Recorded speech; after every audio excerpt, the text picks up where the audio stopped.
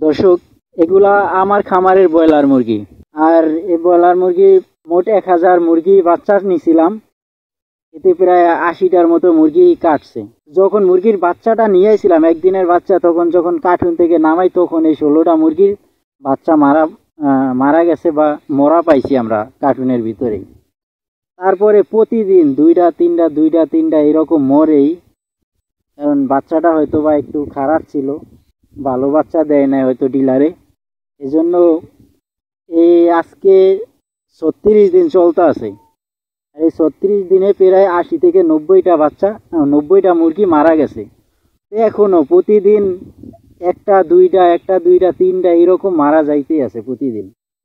এই নিয়ে টোটাল প্রায় 90টার মতো মুরগি মারা গেছে। তো আমার এই ব্যাচটায় এখন মোট 900+ মুরগি আছে। আর এখনকার যে অবস্থা, বাজারের যে অবস্থা অনেক খারাপ।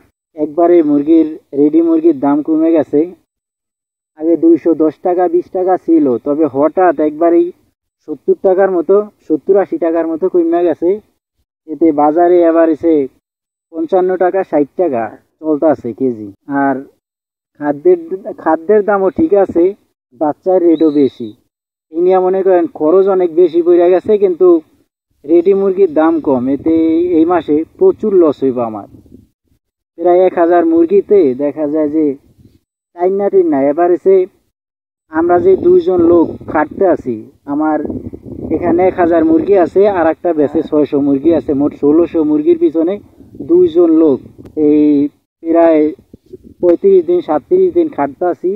আমাদের খরচ বাদে আমরা যে 35 দিন খাটছি এইটার কোনো এই মাইনে বাদেই মনে করেন প্রায় 40 থেকে 50 হাজার টাকা লস হইব আমাদের মুরগিতে।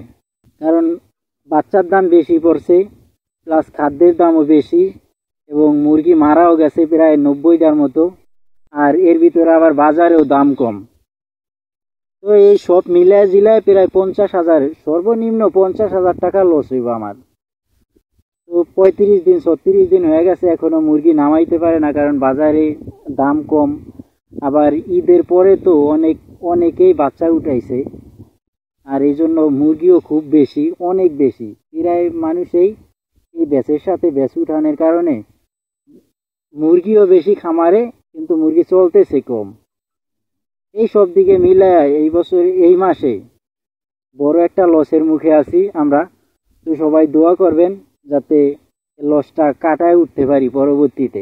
এই ব্যাচ ছাড়ার পরে কত টাকা লস হয়, কত টাকা খরচ হয়েছে, কত টাকা লস হয়েছে, এবং কত পিস মুরগি মারা গেছে, তো এ টু জেড হিসাব আপনাদেরকে দিব কয়েকদিনের ভিতরেই। তো 2-4 দিনের ভিতরে যদি মুরগি ছাড়তে পারি, তারপরে আপনাদেরকে হিসাবটা দিব।